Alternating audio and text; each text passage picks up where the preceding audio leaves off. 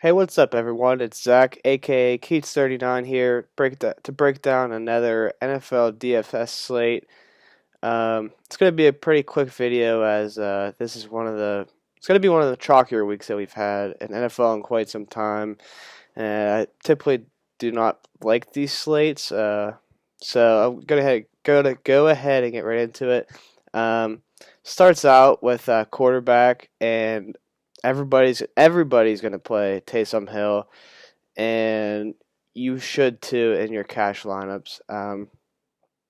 Just a really freak kind of athlete for the quarterback position. Um, it was kind of surprising seeing him draw the start and get all the practice reps after Jameis Winston was the one to take over last week when Drew Brees left. But at the same time, it's not surprising because Sean Payton loves Taysom Hill. I think there's a chance that he ends up being the successor to Drew Brees. Um, really, and worst case scenario, he's 4,800, and I'm very confident he gets the goal line work. They love running those read options with him when they get close. Even when Drew Brees is playing, they like to do it a decent amount. Um, Cash, do not fade that. I think for GPP, there's a couple guys that have some upside. I think that Lamar Jackson, it's a really, really good spot for him to have really one of those games we saw from last year. We haven't seen it this year. Came off a really bad game against New England. I think this is a really good spot for him to go for one of his 35 to 40 point games. I actually feel pretty decent that that ends up happening. Deshaun Watson, I think, is very in play against the Patriots. They get Stephon Gilmore back, um, which I think that Watson's going to be higher end than he probably should. I think he's a solid play. But this game in a whole is really there's some really good fantasy plays in it. But I don't like how the pace is going to go. I think that New England's going to run the ball a ton, getting Sonny Michel back. I expect Damian Harris to play once again. Expect them to really want to run the ball against Houston's terrible run D.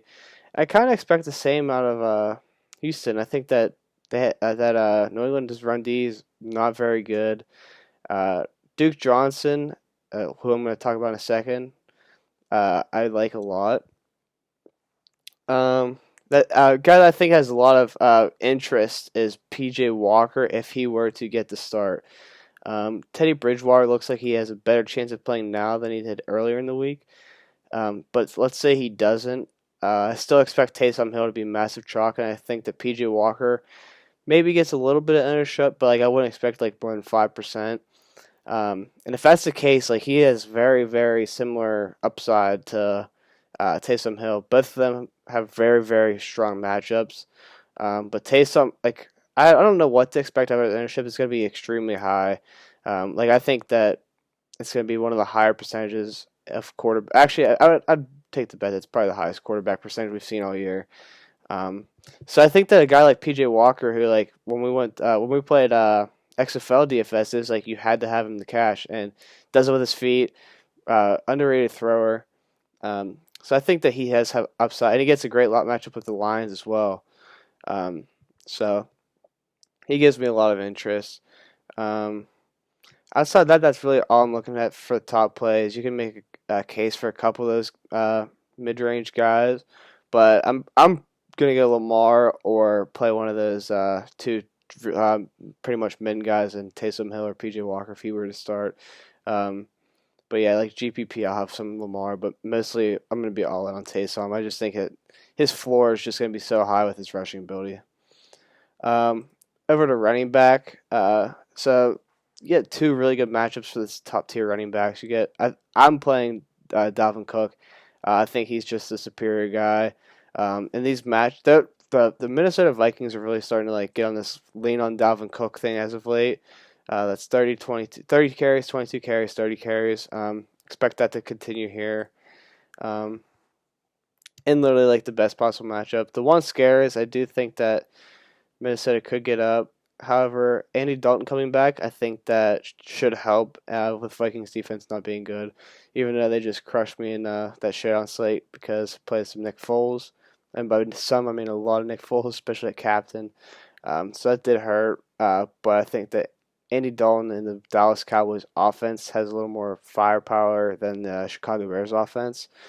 So if that game were to stay close, like Dalvin Cook is going to be an auto, or you're going to have him to cash. Like it's going to be one of these 35 plus games from him, and I feel pretty confident saying that. Even at that 9,000 price, especially it's like so easy to play him because you get Taysom Hill slash maybe PJ Walker. Um,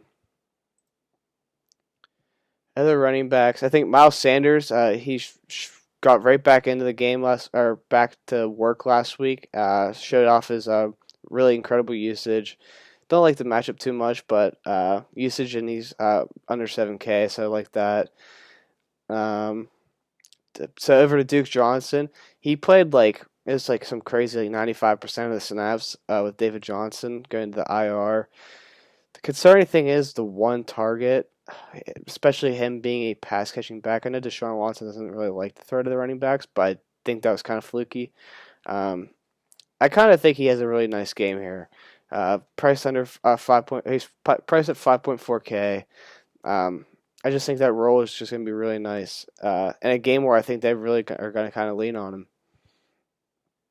I skipped over him, but Mike Davis, probably going to be one of my top rated plays.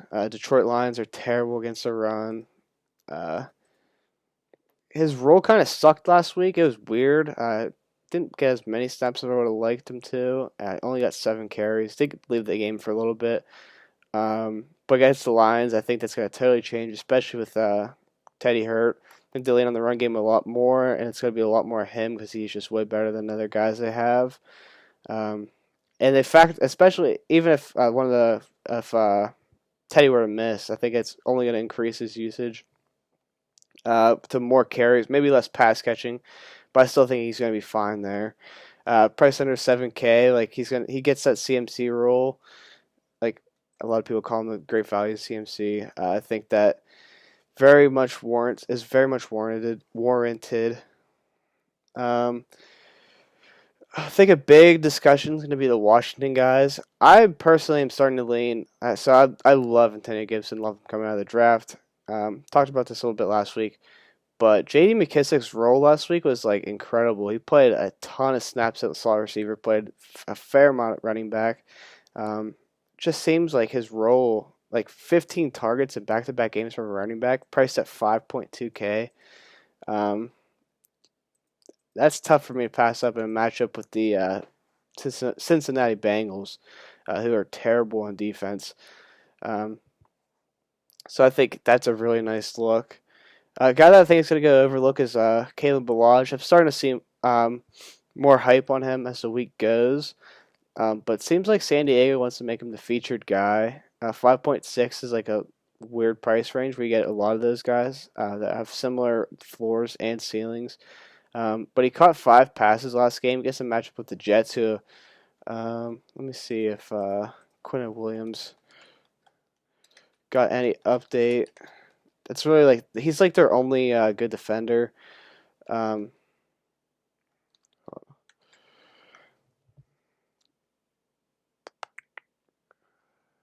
Seems like he has a decent chance to play, maybe.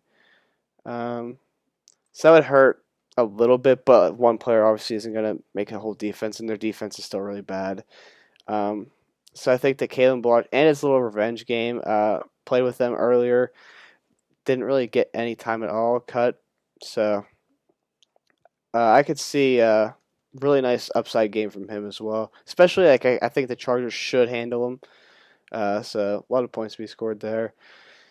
So then last but not least, actually, yes, last and least, I should say. Got to go to Detroit. Adrian Peterson gets a really nice matchup. No DeAndre Swift. I think Carryon's going to get some work. If they were to go down, I think Carryon's actually a really nice play himself, and Adrian Peterson could score 3. But I don't really expect that game to go like that. I think that's going to be pretty competitive, and I think that Adrian Peterson's role is going to make me want to throw up. It's going to be a lot. I think you have to consider him at 4K, but I'm going to do whatever I can to not roster him. So for receiver, not a fan of Devontae here. Like if you have the salary, obviously his floor is higher than anyone, but the matchup's kind of gross. I think Keenan Allen has a strong role. It seems like he's just Justin Herbert's just peppering with targets. And actually, so if like the Jets were to somehow keep this competitive, Keenan Allen's probably my top play. There's a chance that they don't though, which is the only reason why I'm debating on paying up for him. I think that Michael Thomas is going to be interesting. So like when I first started research this week, it looked like he's going to be a lock for me with Jameis starting. Get over the Taysom Hill side, and I'm a little nervous about it. I think that's going to be the same mentality for a lot of people though. So I think he's going to get a little lower earned than he should, and literally like one of the best draws you can get. Um, so I still think that Sean Payton is going to get routes open for Michael Thomas, and like I don't think that obviously Taysom Hill's no Drew Brees starting the ball, but the way that Michael Thomas plays, I think that Taysom Hill can't get him the ball. Um, the Minnesota Viking guys, this is going to be a tough decision. I'm going to bet that one of the two are very popular. Um, both of the two are going to be very popular, so one of the two is going to like decide how your slate could go. Um, I am a fan of Adam Thielen. I still think that he is the better option. And I also think that Justin Jefferson's going to be higher owned, so that's also part of the reason why I lean Adam Thielen. Everyone saw the show that Justin Jefferson put on last week, but Adam Thielen was the one getting the red zone targets, and I think that's very important. I really like both of them, though. I'm not trying to talk anyone off of Justin Jefferson. That's just why I slightly lean Adam Thielen, but I think both are very much in play. One of my favorite players in the league right now, right below them priced, is Deontay Johnson. I've literally been playing every week, and he's literally like saving me every single week. DK's finally pricing him up, but he's still below 6K, which is crazy because every game he's healthy, he's getting double-digit targets. Gets a great matchup with Jacksonville. So as a Steelers fan, it looked like last week that the running game was just atrocious again, and literally one of the best draws, which is frightening. But the Steelers started just playing the pass game as the run, like Deontay Johnson on short drag, Chase Claypool on short drag, Juju Smith over the middle. Like that seems to be like their literally how they run the ball, like they're like killing clock doing that. It's pretty crazy to watch actually. But I think that's very possible to keep going. I think a Pittsburgh Steelers stack is very interesting, especially in GPP with all these chalk plays. Like I don't think that they're gonna get much ownership at all, and literally against a terrible team. Go down a little. Okay, so I think the next two tier guys that I think are gonna be very popular, Brandon Cooks. I expect Wolf Fuller to get the Stephon Gilmore treatment, which is gonna leave Brandon Cooks with J.C. Jackson, who puts up stats but is very beatable. And I think he's going to be or Brandon Cooks and Duke Johnson are going to be at the ones that beat him.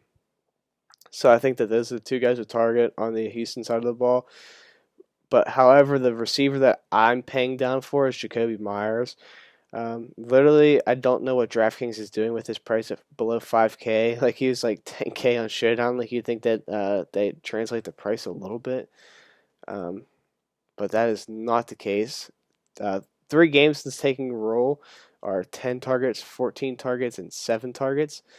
And last week, the 7 targets were in like a pouring down rain game that New England was winning and just pounding the ball the whole game. So his target share is awesome. I don't expect that to change at all. And he gets a great matchup too with Houston. But he's also going to be one of those guys that are extremely popular. And as I said before, I could see these guys being trap plays in this game just because I could see this game being a run-heavy game. And a lot of 10, 15 play drives that are just gross for DFS and very slow tempo. But the pricing on these guys, they're literally just daring you to play them. It's really hard not to. The guy I missed is Terry McLaurin. I already had him clicked in my lineup on accident. But 7 catches in 4 straight games? Yeah, 4 straight games with 7 catches. That floor is awesome. Even with Alex Smith taking over, they're making sure that he's getting Terry McLaurin the ball because he's so good. He gets Cincinnati, who as everyone knows, terrible on defense. This game should be pretty competitive, which is nice for all these guys.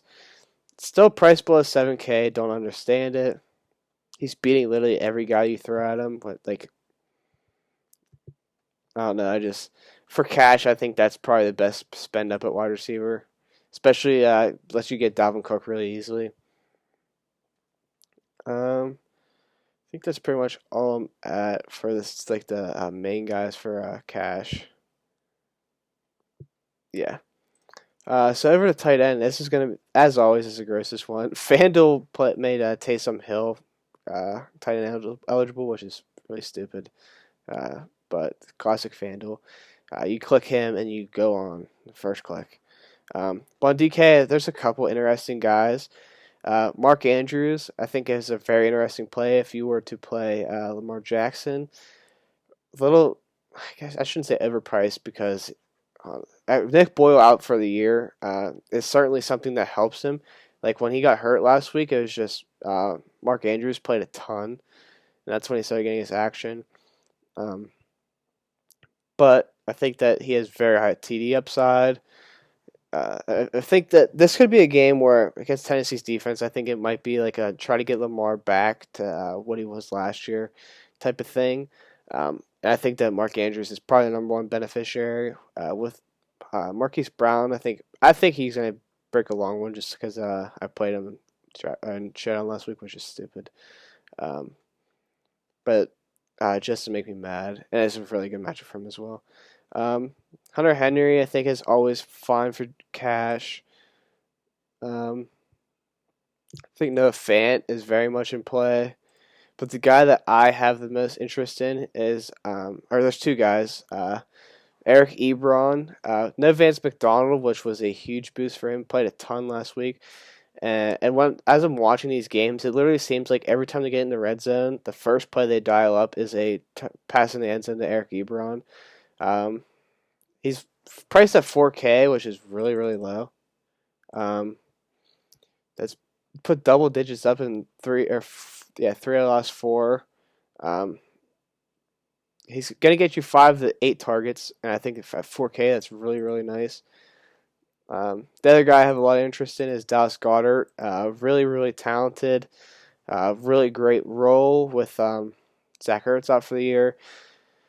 Last week he was a disappointment, and I think that could boost or lower his ownership and make me want to boost mine. Don't expect Cleveland to really have many answers for him.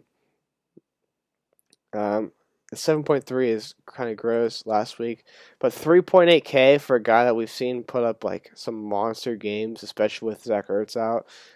You can sign me up for that one. Yeah, that's just gonna about do it. As I said, it's gonna be a really chalky week, so I think it's a good week to throw in some GPPs where you just like go off the wall. With guys that wouldn't be off the wall in normal weeks, but because of how the slate is building up, it's like the Lamar Jackson call. Most weeks he would not be as low end as he's going to be tomorrow because of the Taysom Hill thing, because of how good the matchup is for Lamar.